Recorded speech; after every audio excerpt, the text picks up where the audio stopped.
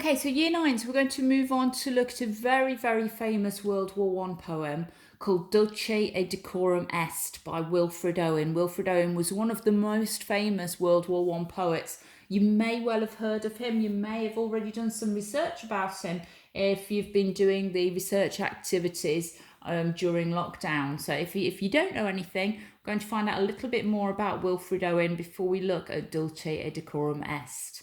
So, learning objective today then, and we will be looking at this poem over the next few lessons to explore and analyse the imagery, so the pictures that are created and the poetic techniques in the poem Dulce et Decorum Est by Wilfred Owen. So, last lesson we had a go at matching up some poetic techniques with their definitions. So what I'd like you to do for a starter is to give an example or an explanation of each of the following terms. So we're looking for an example or explanation of a metaphor, simile, imagery, irony, and repetition. Okay. As I said to you last lesson, these are techniques that you really need to know. So this hopefully will help you with getting a bit of knowledge about these different poetic terms. If you don't know what they are, have a look back at last lesson or look them up. You really need to start knowing what these mean. So give yourself about 5 minutes, explanations or examples of those following terms. Let's have a look then at some answers. So a simile is a comparison using the words like or as. So an example, she's as light as a feather, or she ran as fast as a panther. Metaphor, another form of comparison. It's a way of saying that one thing is another. So metaphors use the words is or was to compare. So that child is a perfect monkey. So if you say the child's a monkey, obviously they're not a monkey, but you're comparing them to a monkey, perhaps meaning that they're a bit cheeky or mischievous. Imagery, mentioned this already this lesson, the pictures in the poem. So a description that appeals to the senses. Similes, metaphors and personification are used to create vivid imagery. So any time where you read a piece of writing, descriptive writing or poetry, and you can picture the things, that's the imagery that's being created. Irony, spoken or written words that mean the opposite of their usual meaning. So when a sick person says, yeah, I'm great, obviously they're not great if they're sick. So that would be irony. Repetition, repeating particular words to add emphasis to what they're describing by using words with similar meanings several times. Okay, let's have a look at Wilfred Owen then. This is a picture of what Wilfred Owen looked like. Bit of background about him. I'll just quickly read through this. He was born 18th of March, 1893 in Oswestry. That's in the UK. Oswestry is about an hour away from us, perhaps a little bit more, very close to the Welsh border. He was the eldest of 4 children and brought up in the Anglican religion of the evangelical school. Though he had rejected much of his belief by 1913, the influence of his education remains visible in his poems and in their themes: sacrifice, biblical language, the description of hell.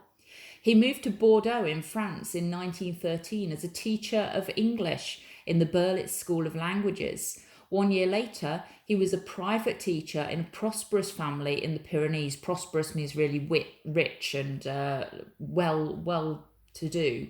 So he'd done all right for himself by the sounds of things. He enlisted, that means joined up in the Artists' Rifles on the 21st of October 1915. There followed 14 months of training in England. Remember, World War I started in 1914, so this was within the war. He decided he was going to join up as a soldier, had 14 months of training, and was then drafted to France in 1917, the worst war winter. His total war experience will be rather short, 4 months, from which only 5 weeks on the line. On this is based all his war poetry. After battle experience, thoroughly shocked by the horrors of war, he went to Craiglockhart War Hospital near Edinburgh. In August 1918, after his friend, the other great war poet Siegfried Sassoon, had been severely injured and sent back to England, Owen returned to France. War was still as horrid as before.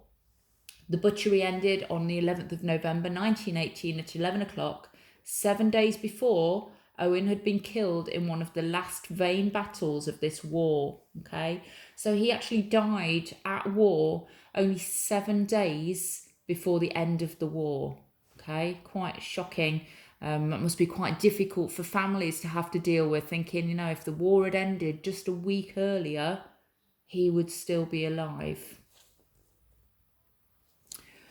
So, we've obviously looked at lots of propaganda, lots of recruitment posters. Let's have a look at this one. So what do the following recruitment posters suggest about joining the army in the war effort? So we've got, here's your chance. It's men we want. Now, you'll notice that the word your is written in a larger font and in capital letters, and then men is written slightly bigger and underlined. Why do you think that is? What do you think they're trying to focus on? Well, persuasive techniques again here, addressing the audience directly. It's your chance.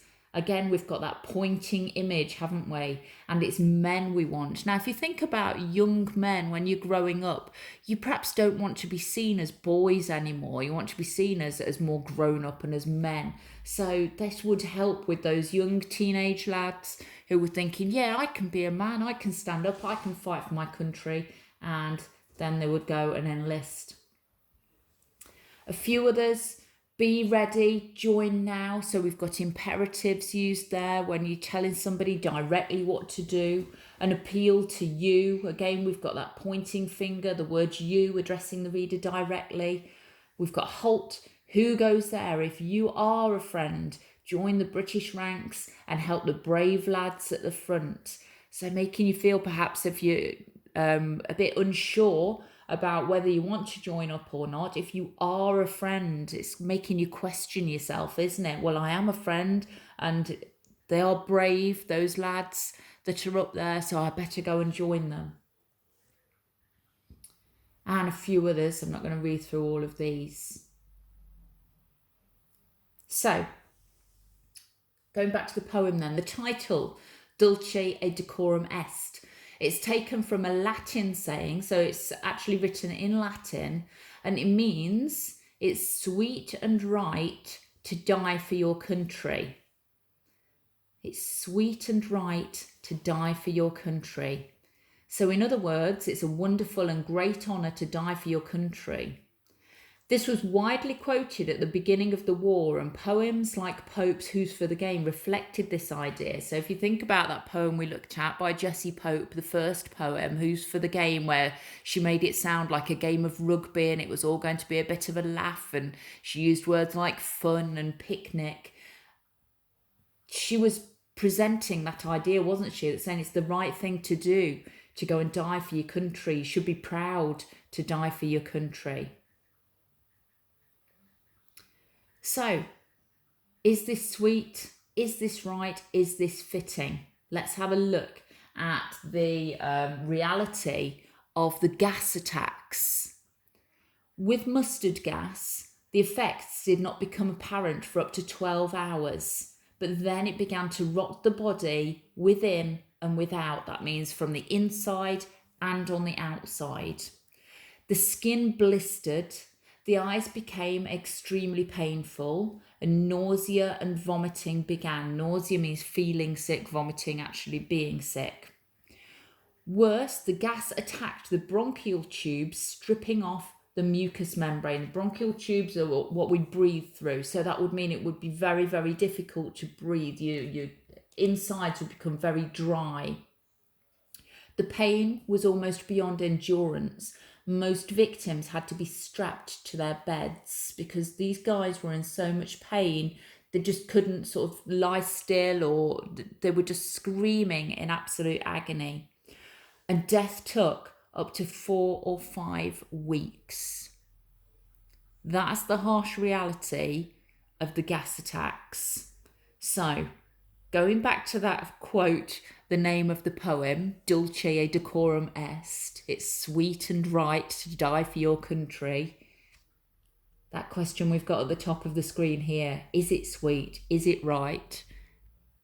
What do you think? So what's this poem about then? It's about a gas attack on a fellow soldier during World War One. It paints a grim picture of one of the worst ways to die, drowning in your own blood. These men aren't soldiers, they're the walking dead. Okay? Little bit of background context then. So the poem was written during Wilfred Owen's World War One experience. It explains how the British press and public comforted themselves with the fact that, terrible as it was, all the young men dying in the war were dying a noble and heroic death. The reality was very different. The young soldiers were dying terrible deaths, and Owen wanted to illustrate to the reader how vile and inhumane war really was. So he was the exact opposite of Jesse Pope. He wasn't trying to recruit the young men and saying, oh, this is fun, it's a laugh, come on, be with your mates. He was saying, this is actually what it's really like. It's not sweet and right to die for your country. It's not a laugh, it's not a game. It's absolutely vile and disgusting. He explains in his poem that fighting for your country is simply sentencing yourself to an unnecessary and painful death. Written whilst receiving treatment for shell shock, his poem is a bitter response to Owen's first-hand experience of war and an attack on propagandists, most particularly Jesse Pope. The poem's divided into 3 sections: a description of the soldiers leaving the battlefield, a mustard gas attack, and a challenge thrown out to those who glorify war. So we're going to read through the poem. Now, obviously, if we were in school, you would have copies of this poem, and we would be doing lots of highlighting, lots of making notes on it. Now, if you have access at home to a printer, it would be really handy if you could print off a copy of Dulce, Decorum Est. It doesn't have to be off here. Just Google it and you'll be able to print off a copy that you can make notes on. If you haven't, it's going to be a bit of a pain, but I think a good idea would be actually to copy out the poem, because you are going to need to make notes around it and to highlight different lines and techniques that have been used. So let's have a read through the poem, Dulce et Decorum Est. Bent double like old beggars under sack, knock-kneed, coughing like hags, we cursed through sludge, till on the haunting flares we turned our backs and towards our distant rest began to trudge. Men marched asleep. Many had lost their boots but limped on bloodshod. All went lame, all blind, drunk with fatigue, deaf even to the hoots of tired, outstripped 5-9s that dropped behind. Gas, gas, quick boys! An ecstasy of fumbling, fitting the clumsy helmets just in time. But someone still was yelling out and stumbling and floundering like a man on fire or lime. Dim through the misty panes and thick green light, as under a green sea I saw him drowning. In all my dreams before my helpless sight, he plunges at me, guttering, choking, drowning. If in some smothering dreams you too could pace behind the wagon that we flung him in and watch the white eyes writhing in his face, his hanging face, like a devil's sick of sin, if you could hear at every jolt the blood come gargling from the froth-corrupted lungs, obscene as cancer, bitter as the cud of vile, incurable sores on innocent tongues, my friend, you would not tell with such high zest to children ardent for some desperate glory the old lie, Dulce et Decorum Est, pro patria mori. Some of that you will understand, some we will need to go through in more detail, which we will do next lesson. So for now, first thing I'd like you to do is either print off a copy of this if you're able, or copy the poem out so you've got a paper copy of it.